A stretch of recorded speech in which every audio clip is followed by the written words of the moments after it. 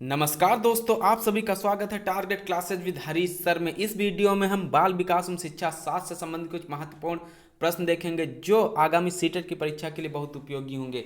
और जो लोग हमारे चैनल पर नए हैं वो चैनल को सब्सक्राइब करके बेल आइकन को प्रेस कर दें, जिससे किसी भी नए वीडियो का नोटिफिकेशन आप तक समय से पहुंच सके। देखते हैं आज का फर्स्ट क्वेश्चन।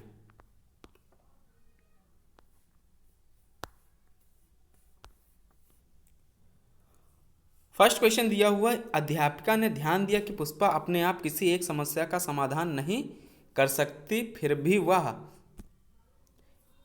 एक वयस्क या साथी के मार्गदर्शन की उपस्थिति में ऐसा करती है। इस मार्गदर्शन को कहते हैं पार्श्वकरण, पूर्व क्रियात्मक, समीपस्थ विकास का क्षेत्र या सहारा देना। तो इसका राइट आंसर होगा सहारा देना। अगर कोई छात्र अपने हाथ से कोई कार्य नहीं कर सकता है तो उसको किसी दूसरे के मार्गदर्शन की सहायता से कराया जा सकता है, उसको बोला जाएगा सहारा देना। नेक्स्ट क्वेश्चन देखते हैं, क्वेश्चन नंबर सेकंड। बच्चों की सीखने की प्रक्रिया में माता पिता की भूमिका कैसी होनी चाहिए? यानी बच्चों को सीखने सिखाने की प्रक्रिया में माता पिता की क्या भूमिका होनी चाहिए? अग्रोन्मुखी, सहानुभूतिपूर्ण, तटस्थ या नकारात्मक? तो बच्चों की सीखने की प्रक्रिया में माता पिता की भूमिका अग्रोन्मुखी होनी चाहिए, यानी उनको प्रेरित करना चाहिए कार्य करने के प्रति, जिससे वो अच्छा कार्य करने के लिए प्रोत्साहित होते रहें और अच्छा कार्य कर सकें। नेक्स्ट क्वेश्चन देखते हैं। सीखने की वह अवधि जब सीखने की प्रक्रिया में कोई उन्नति नहीं होती तब कहलाती है? सीखने का वक्र, सीखने का पठार, स्मृति या अवधान? जब सीखने की अवधि में कोई यानी जब सीखा जाता है तो उसमें कोई वृद्धि नहीं होती या कुछ नहीं सीख पाते तो उसको बोला जाता है सीखने का पठार। पठार का मतलब ये होता ना ही आगे बढ़ना ना ही पीछे बढ़ना, उसे स्थान पर स्थिर रहना। नेक्स्ट क्वेश्चन देखते हैं। भारत में बहुत से बच्चे, विशेषकर लड़कियां, विद्यालय में आने से पहले और विद्यालय से वापस जाने के बाद घर का काम करते हैं। आपके विचार से इस संदर्भ में एक शिक्षिका को गृह कार्य के बारे में क्या करना चाहिए? यानी बहुत से लड़के या लड़कियां होते हैं जो स्कूल आने से पहले या स्कूल से जाने के बाद में घर का कार्य भी करते हैं, तो उनके लिए शिक्षिका को गृह कार्य के बारे में जो HW होमवर्क दिया जाता है उसके बारे में क्या करना चाहिए? 4 ऑप्शंस दिए हुए हैं। फर्स्ट ऑप्शन, शिक्षिका को ऐसा गृह कार्य देना चाहिए जो विद्यालय में कराए गए अधिगम का बच्चों के घरेलू जीवन से जोड़ता हो। शिक्षिका को सुनिश्चित करना चाहिए कि बच्चे अपना गृह कार्य पूरा करने के लिए सुबह जल्दी उठें और देर तक रुकें, यानी देर तक जागते रहें। बच्चों के माता पिता से उनके गृह कार्य को पूरा कराने के लिए ट्यूशन लगवाने के लिए कहिए।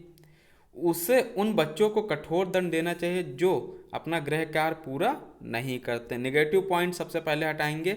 बच्चों के माता पिता से उनके गृह कार्य को पूरा कराने के लिए ट्यूशन लगवाने के लिए कहिए, ये भी नेगेटिव है। शिक्षिका को सुनिश्चित करना चाहिए कि बच्चे अपना गृह कार्य पूरा करने के लिए सुबह जल्दी उठें और देर तक रुकें, यानी इसका राइट आंसर होगा ऑप्शन नंबर ए। शिक्षिका को ऐसा गृह कार्य देना चाहिए जो विद्यालय में कराए गए अधिगम को बच्चों के घरेलू जीवन से जोड़ता हो। अतः इन बच्चों के लिए शिक्षकों द्वारा इस प्रकार का ही गृह कार्य दिया जाना चाहिए जो बच्चों को घरेलू जीवन से भी जोड़ सके।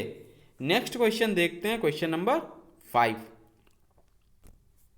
सुरेश सामान्य रूप से एक शांत कमरे में अकेले पढ़ना चाहता है, जबकि मदन एक समूह में अपने मित्रों के साथ पढ़ना चाहता है। यह उनके में विभिन्नता के कारण हैं। यानी ये किस चीज़ का कारण है?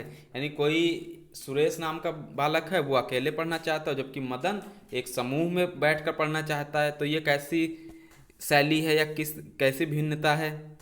अभिक्षमता की, अधिगम शैली की, परावर्तकता स्तर की या मूल्यों की? तो ये है अधिगम शैली की, यानी कि सीखने की सबकी कैपेसिटी या मेंटालिटी अलग अलग होती है। तो कोई समूह में पढ़ने में अच्छे से लर्न कर लेता है, कोई अकेले बैठ के पढ़ने में जल्दी से लर्न करता है। नेक्स्ट क्वेश्चन देखते हैं। राजेश बीमारी के कारण 1 महीने तक विद्यालय नहीं गया। जब विद्यालय गया तो उसे भाग के लंबे सवालों को करना नहीं आया। कई बार के निराशाजनक अनुभवों में असफलता हाथ लगी। लंबे समय के सवालों को देखते ही वह चिंतित हो जाता। शास्त्रीय अनुबंधन सिद्धांत के मुताबिक संवेगात्मक स्वाभाविक उत्तेजक है। असफलता को लेकर चिंता, असफलता भग्नाशा, लंबे समय के सवाल, भाग के सवालों को लेकर चिंता। तो ये है असफलता भग्नाशा। तो इससे रिलेटेड कुछ फैक्ट देख लेते हैं। शास्त्रीय अनुबंधन सिद्धांत के अनुसार अधिगम उद्दीपक और अनुक्रिया के मध्य सार्थक संबंध का परिणाम होता है। राजेश जब लंबे समय के बाद समस्या को हल करने का प्रयास करता तो वह असफल होता, क्योंकि समस्या उद्दीपक और हल करना क्या है, अनुक्रिया के मध्य संबंध टूट गया है, जिसके कारण उसमें असफलता का भाव उत्पन्न होता है। नेक्स्ट क्वेश्चन देखते हैं, क्वेश्चन नंबर 7। एक शिक्षिका पाठ्यवस्तु और फल सब्जियों के कुछ चित्रों का प्रयोग करती है और अपने विद्यार्थियों के साथ चर्चा करती है। विद्यार्थी इस जानकारी को अपने पूर्व ज्ञान से जोड़ते हैं और पोषण की संकल्पना को सीखते हैं। यह उपागम पर आधारित है। यह किस उपागम पर आधारित है? ज्ञान के निर्माण, अधिगम के शास्त्रीय अनुबंधन, पुनर्बलन के सिद्धांत या अधिगम के सक्रिय अनुबंधन। तो ये किससे रिलेटेड है? ये रिलेटेड है ज्ञान के निर्माण से। यानी एक शिक्षिका पाठ्यपुस्तक और फल सब्जियों के कुछ चित्रों का प्रयोग करती है और अपने विद्यार्थियों से चर्चा करती है। विद्यार्थी इस जानकारी को कैसे अपने पूर्व ज्ञान से जोड़ते हैं और पोषण की संकल्पना को सीखते हैं। ये किसको प्रदर्शित करता है? ज्ञान के निर्माण को। नेक्स्ट क्वेश्चन देखते हैं। शिक्षा के क्षेत्र में पाठचर्या शब्दावली की ओर संकेत करती है। विद्यालय का संपूर्ण कार्यक्रम जिसमें विद्यार्थी प्रतिदिन अनुभव प्राप्त करते हैं।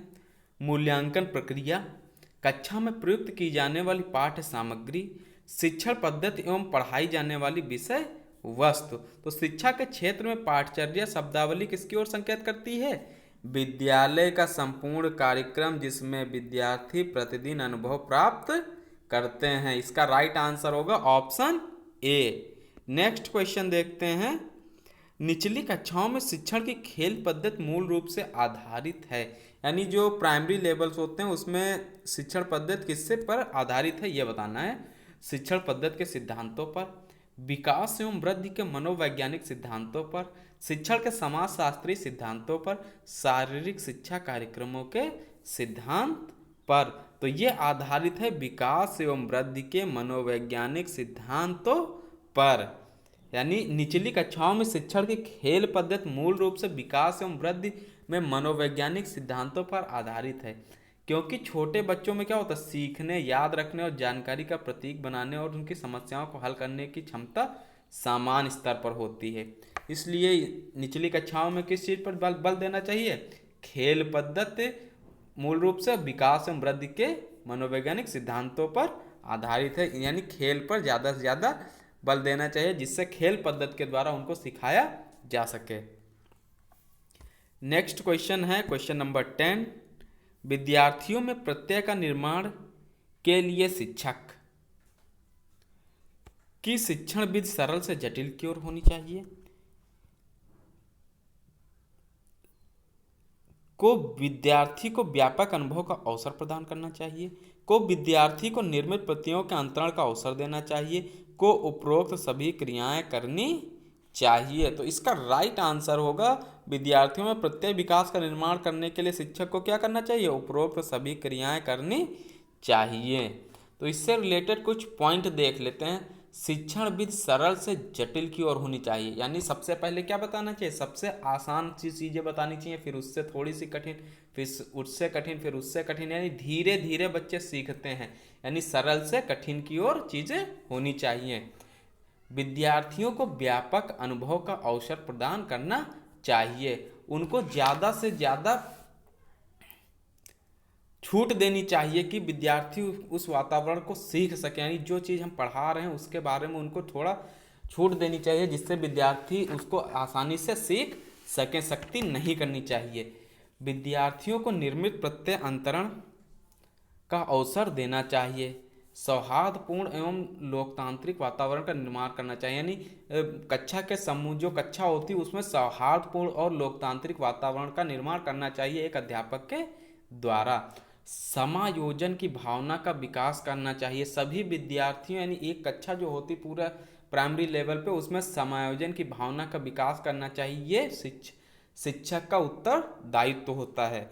तो ये थे आज के 10 अति महत्वपूर्ण प्रश्न। नए वीडियो में मिलते हैं नए क्वेश्चंस के साथ में, तब तक के लिए नमस्कार।